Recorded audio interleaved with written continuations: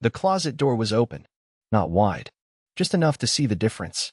Her red raincoat was gone. We hadn't had rain in 3 weeks. The forecast was clear. Sunny, dry, typical for this part of August. And yet, that coat, the one she only wore for specific occasions, the one she called too loud for errands, it wasn't there. That's how this all started. Not a text. Not an argument. Not even a dramatic discovery. Just a missing raincoat.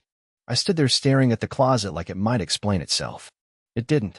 Just hung there half open, a quiet, crooked witness to something I couldn't name yet. My stomach sank a little, the way it does when your phone buzzes at 3 a.m. or when your manager says, "We need to talk." She came home 2 hours later, smelling like peppermint and hotel hallway air. You know that scent? A mix of industrial carpet, fake lavender, and secrets. She walked right past me and didn't notice the coat was gone. I said nothing. She said nothing. That was the game now. No greetings. No tension. Just a vacuum of emotion, like we were two people sharing the same house under silent contract. Don't ask, don't touch, don't feel. Later that night, I lay in bed and watched her brush her teeth. She didn't look up. Not once. I pretended to scroll on my phone. I wasn't. I was counting. 10 seconds. Then 20. Then 60. Not a glance. Not even in the mirror's reflection. When she turned off the bathroom light, I asked softly, "Everything okay?" She paused for half a second. Then, flat, "You're always overthinking." Then darkness. I used to get hugs before bed. I used to get forehead kisses. Now I got shadows and a back turned toward me. A back that didn't even flinch when I cried quietly into my pillow. And here's the kicker. In the morning, she'd still leave notes.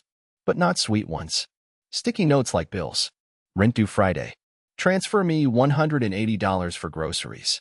Car insurance, please don't forget. A barcode smile. It took me a while, longer than I'd like to admit, but eventually, I stopped looking for affection. I started watching patterns instead. She was warmest to me right after I sent her money. She was nicest when her skincare subscription was due. She touched my arm once, the same day her phone screen cracked, and she wanted a new one. That was the last straw. Not the crack. The touch. Because for a moment, I felt something like hope. Then she got the phone. And poof, back to ice. So I tried something small. A test. I didn't pay the credit card. Nothing. No confrontation. No, "Hey, did you forget?" Instead, she cooked. She put on music. She poured wine. She touched my hand. And that's when I knew. Not suspected. Knew. This wasn't marriage anymore. This was a vending machine relationship, affection in exchange for dollars. I didn't explode. I didn't accuse. I did something worse. I quietly stopped paying for everything.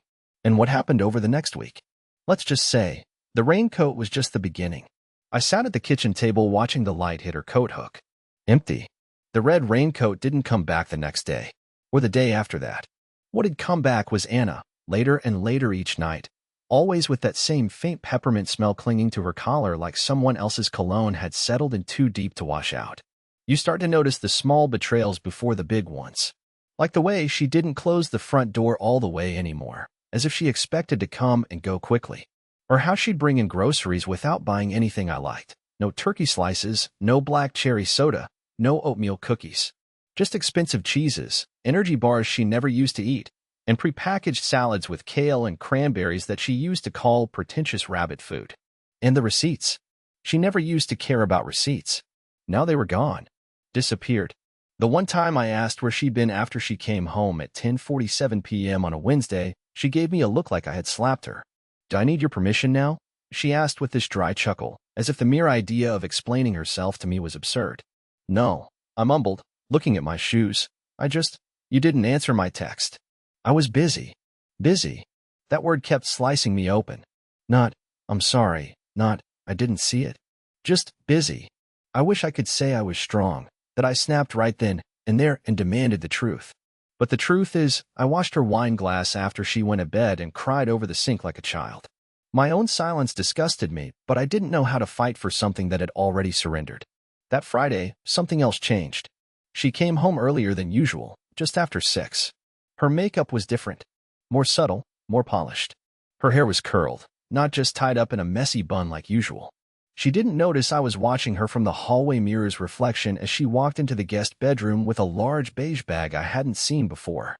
She closed the door, locked it, and stayed there for nearly an hour. I stood outside that door. Just stood there, afraid to knock, afraid of what I'd hear. But worse than hearing something was hearing nothing at all.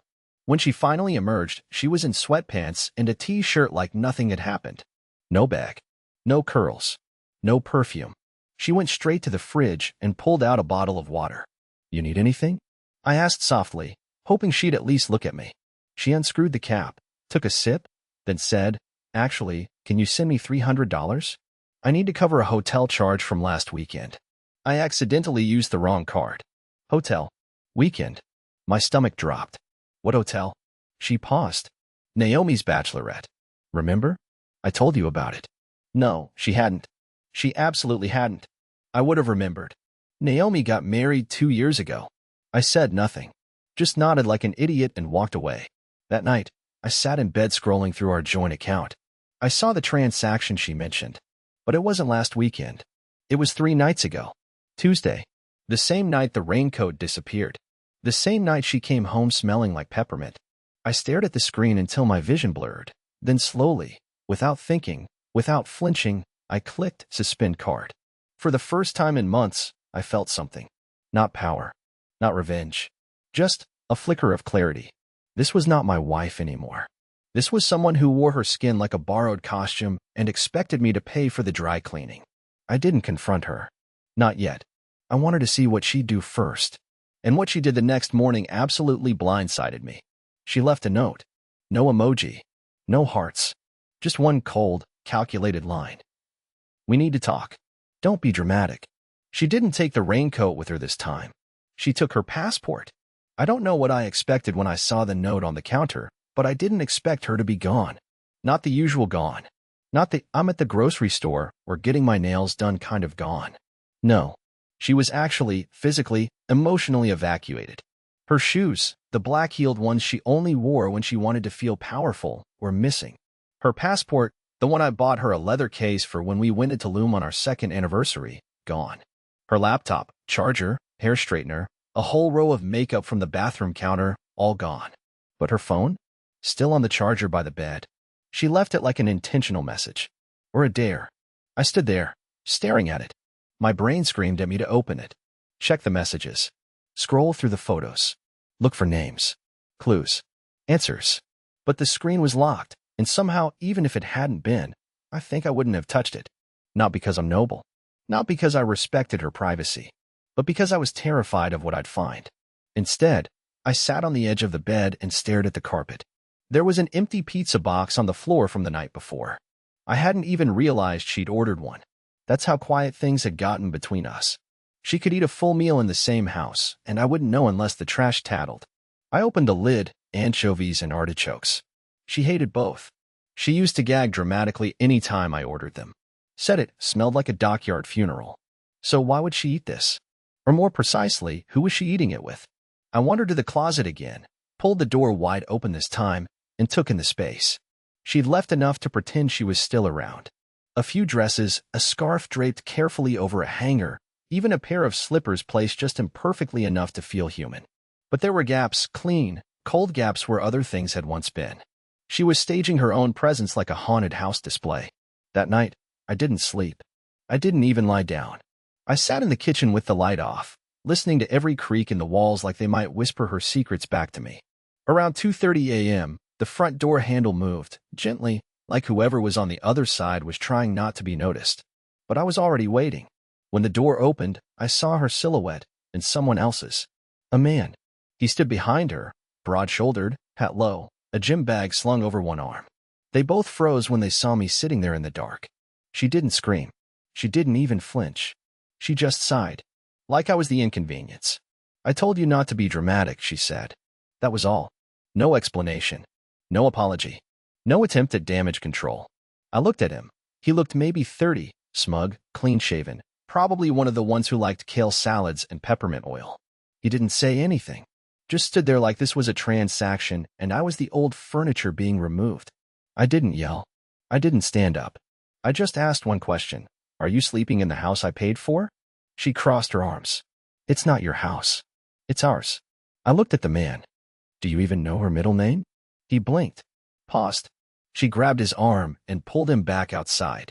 They left. Just like that. I locked the door behind them. My hands were shaking. My legs gave out, and I slid down to the floor like someone unplugged my spine. I stayed there until sunrise. And when morning came, I made my choice. No more waiting. No more hoping. No more, maybe she'll change. She had already changed. The only thing left was for me to catch up. I picked up her phone, took a deep breath, and what I found when I finally got inside shattered everything I had left. I hadn't planned on unlocking her phone. Not originally. But when someone stands in your doorway with another man at 2:30 in the morning and tells you you're the dramatic one, something in you snaps. Or maybe it doesn't snap. Maybe it just bends too far in the wrong direction and finally stays that way. And so, after pacing the kitchen for an hour, my palms sweaty, my thoughts spiraling, I gave in. I picked it up. She had left it behind, either as an act of arrogance or complete disregard, and I told myself I just needed to see one thing. Just a clue. I didn't expect her password to still be our anniversary. But it was. 2 digits for the month, 2 for the day, and 2 more for the year I now regretted so deeply. I braced myself. The screen opened to a wallpaper of us on that stupid boat ride in Vermont, the one where I got sunburned and she kept saying I looked like a lobster in khakis. We were smiling in that photo. God, I looked happy. I looked blind. I started with the messages, not even trying to be sneaky about it. I was deep in. No going back. Her top message thread was saved as A. Just A. No emoji. No full name. I opened it. The first thing I saw? A picture of my living room. From the perspective of the couch. The couch where I sit. The couch where I eat alone. The couch I had cried into just 2 nights ago while watching reruns of our favorite show, the one she now claimed was too childish. Caption under the photo. He's still clueless. The message was from 2 days ago. There were more. So many more. Voice notes. Flirty texts. Inside jokes. Hotel bookings. Screenshots of me doing dishes. Screenshots of me vacuuming. Can you believe he still does this? She had written. Another message from him. Keep milking it. He's a wallet, not a man. And she replied. Not for long. I'm working on the exit plan. My heart physically hurt. Not metaphorically. I felt it, that crushing weight in my chest like something was caving in. My hands went numb. My throat tightened. But still, I kept scrolling. There was a photo of her wearing that red raincoat, standing in front of a mirror, biting her lip. I zoomed in on the reflection. He was in the background, shirtless, holding up her hair. It was timestamped 2 weeks ago. Same day, she told me she had a late client meeting and came home saying her phone had died. But that wasn't the worst part. The worst part was an audio message I stupidly pressed play on, even though some part of me already knew it would scar.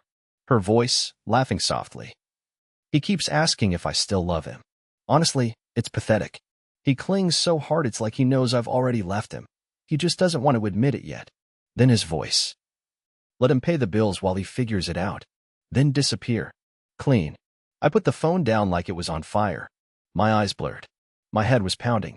I had spent years believing I was building something with her, a future, a home, a family someday. Turns out, I was financing her betrayal. I was the Wi-Fi, the rent, the Uber credits, the invisible but ever-useful husband subscription plan she could cancel at any time.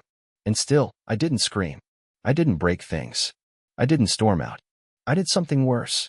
I walked into our shared office, pulled open the bottom drawer, and grabbed the manila envelope I never thought I'd need.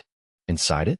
A copy of the prenup she had signed back when she was sweet and broke and couldn't believe a guy like me wanted her. Back when she promised she didn't care about money. Back when she meant her vows. I hadn't looked at that prenup in years. But now? I read every word like it was scripture. She had no idea what I still held power over. And she wouldn't, until she tried to make her exit official. Let her think I was spineless. Let her laugh behind my back. Because next time she walked through that door, she wouldn't recognize the man waiting for her on the other side. She came back the next day around 3 p.m., didn't knock. Didn't call. Just let herself in like nothing had happened. No apology. No tension. Just that same vacant calm she always wore lately, like she was floating above consequences, already halfway out the door in her mind. Her sunglasses stayed on, even indoors. She looked around briefly, then muttered, "We should talk," and walked straight into the bedroom. I followed. There were no bags this time. No luggage. No shoes in hand. But I knew. This wasn't a return. This was just another one of her carefully staged performances, like a final run-through before the curtain closed. She sat on the edge of the bed, took a long breath like she was preparing for a speech, then launched into it. "I think it's time we figure out what we both want," she said. "Clearly we're in different places emotionally, and I don't think it's healthy for either of us to pretend we're okay." "Pretend?" I wanted to scream. "You've been pretending since last year." I just didn't want to believe it. She continued, totally composed, like a therapist who had already detached from the patient. "I'm not blaming you," she added, with that hollow tone people use when they absolutely are blaming you. "I just think maybe we should take a break. Try separation. Give ourselves space to grow." I nodded slowly, as if her betrayal hadn't already grown mold in the space between us. "Is this about someone else?" I asked, not really expecting honesty. She tilted her head slightly. "There's no one serious. I just need clarity." "For me?" I almost laughed. Clarity for her, after gaslighting me for months, draining my money, feeding lies like vitamins, and letting another man sleep on my side of the bed. She wanted clarity. From me. Still, I said nothing. I just watched her carefully as she pulled out a folded piece of paper from her purse. I thought it might be a list of demands. Maybe a custody plan for our shared dog. But no, it was a rough draft of a financial arrangement. Printed. Bullet points. Cold. $1,250 per month support for a transition period. Car stays in her name. Phone plan to remain shared until she figures things out. Health insurance coverage, because she's still emotionally adjusting. I stared at it. A beautifully worded invoice for betrayal. And the most disgusting part? She truly believed I'd sign it. I placed the paper down slowly, then walked out of the room without a word. I could feel her watching me, like she was waiting for the weak response she had always counted on. But I had stopped being weak 2 nights ago. I'd stopped being hers the moment I heard that audio message from her lover, the one where he called me spineless. I went into the office, grabbed the prenup again, and calmly returned. Her eyes narrowed when she saw the envelope. "What's that?" she asked, still trying to sound casual. "Clarity," I replied, setting it in front of her. She opened it. Her expression didn't break at first, but then she reached the clause I'd highlighted. "Infidelity nullifies support." Her lips twitched. "This doesn't prove anything," she said flatly. "We're adults. You can't be serious." I shrugged. "Doesn't matter what you think. Legal proofs in the text messages. In the audio. In the time-stamped hotel receipt tied to our joint account." She stared at me like she was looking at a stranger. For the first time in years, I was the unpredictable one. The man with a backbone. The man who had finally stopped begging for breadcrumbs of affection. Then came the pivot. I should have seen it coming. "Curtis," she said softly, "don't do this. Don't burn everything." I didn't reply. She stood and tried to put her hand on my arm. I moved away. "You don't get to touch me anymore," I said. "You stopped earning that a long time ago." She left without another word. Not slamming the door. Not crying. Just gone. And still, even then, I didn't feel victorious. There was no triumph. No power high. Just this sick ache in my chest that I had let it go on this long. That I had financed my own heartbreak. That I had been invisible in my own life while she rehearsed hers with another man. But I wasn't done yet. Because the next step, that one would hit where it hurt her most, her pride. And she'd never see it coming. 2 days passed. No word from her.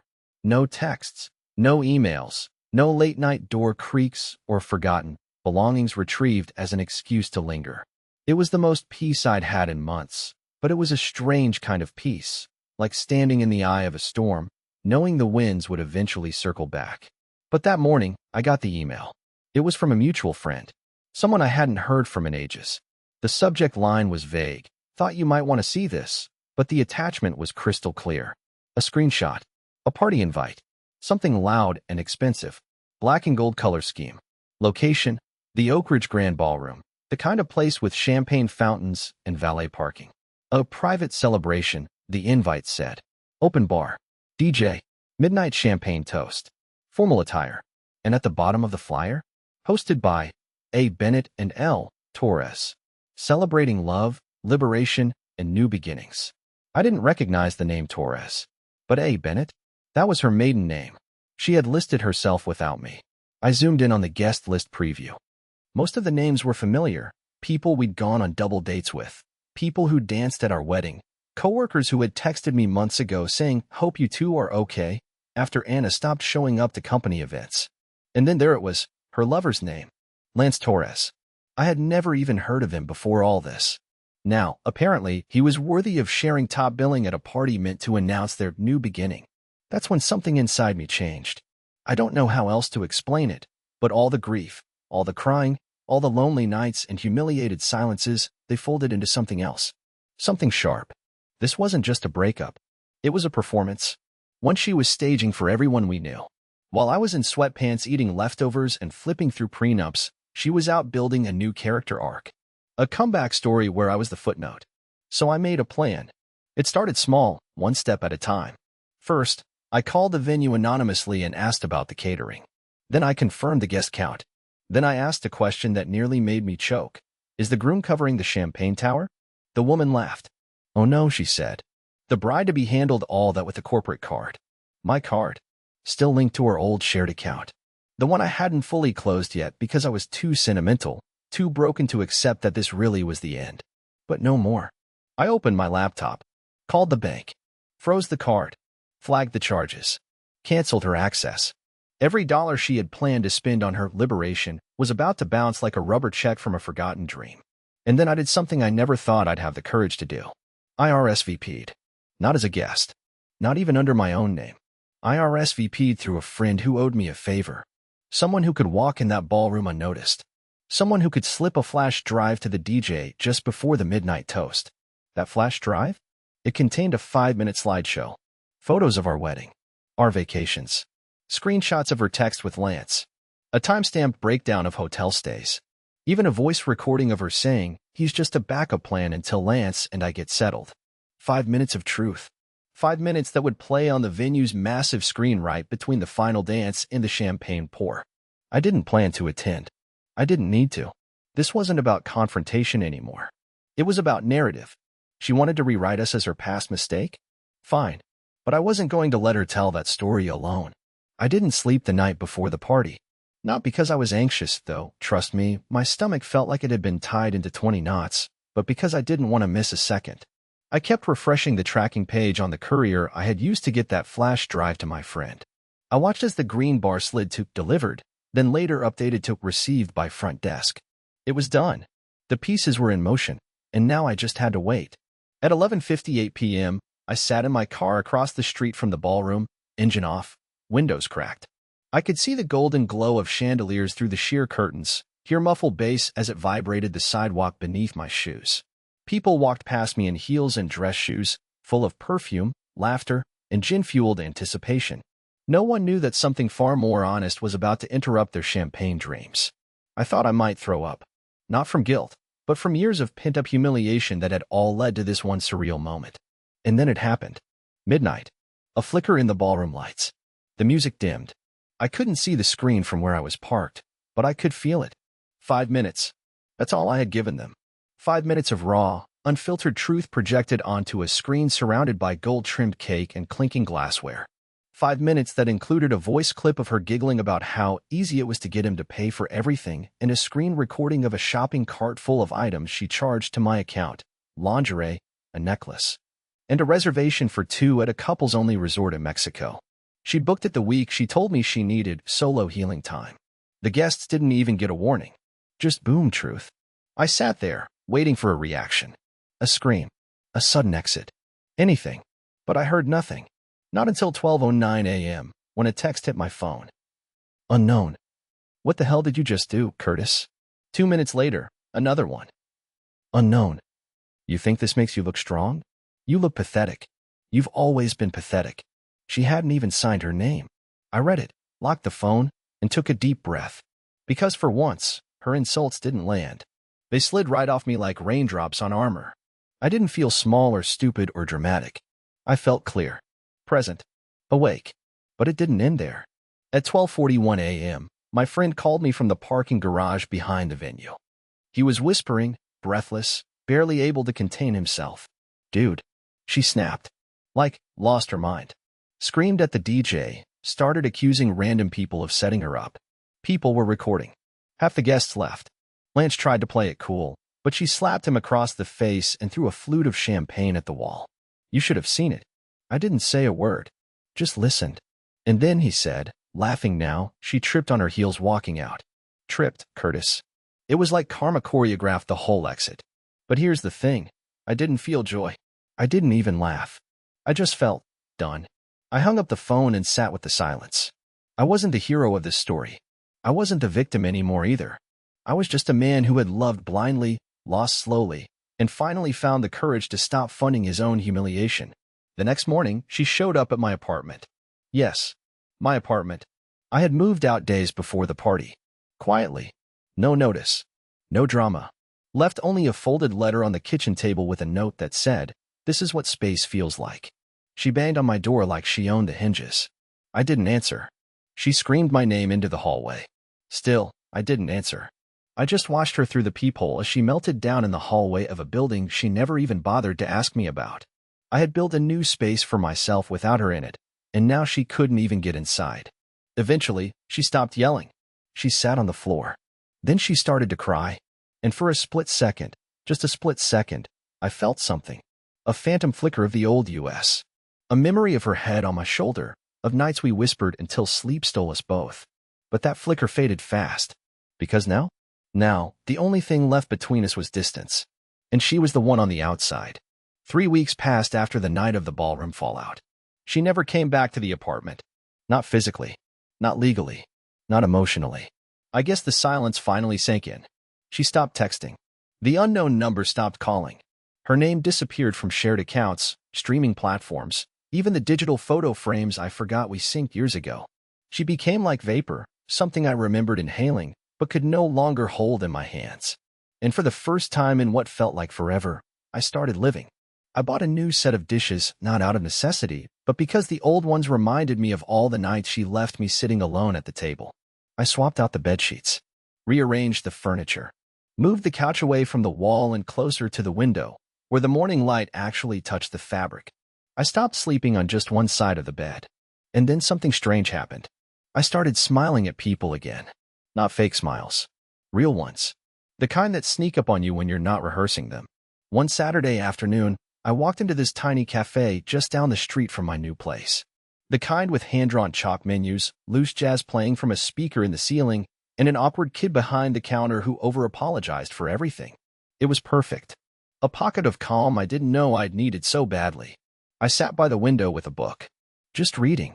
No doom scrolling. No refreshing emails or checking bank accounts. Just stillness. That's when she walked in. Not Anna. Her. The woman who changed everything I thought I knew about healing. She ordered chamomile tea with oat milk and turned toward me with the most unassuming smile. Warm. Soft. Kind. The kind of smile that doesn't demand anything. It just is. We made small talk. Book recommendations. Neighborhood complaints. Coffee preferences. It felt like nothing, and somehow, it meant everything. We talked for 2 hours, and when she left, she said, "I'm glad you sat by the window." Her name was Elise. She had a laugh like wind chimes and a habit of quoting things out of context. She didn't ask about my past right away, and when she finally did, she didn't flinch. She didn't judge. She didn't pity me. She just said, "I'm glad you're still standing." It wasn't love at first sight. Nothing that clean or cinematic. It was slow, organic, respectful, the way it should have felt the first time. And when she hugged me for the first time, it felt earned. Like I'd been building my way back to it, inch by inch, heartbeat by heartbeat. Now, months later, I still see Anna's name sometimes, tied to an event post, mentioned in a mutual friend's status, fading in relevance. But I don't feel pain anymore. I feel free. Not bitter. Not cold. Just whole. I don't hate her. Honestly, I hope she finds whatever truth she was chasing. I hope she learns that love isn't a subscription model and people aren't disposable. As for me, I'm learning to love again, starting with myself. And I still sit by that same cafe window, except now, Elise sometimes beats me to the seat. She always smiles when she sees me walk in. And sometimes she says, "You're late," even if I'm right on time. I guess that's how healing works. It doesn't announce itself. It just shows up one day and stays.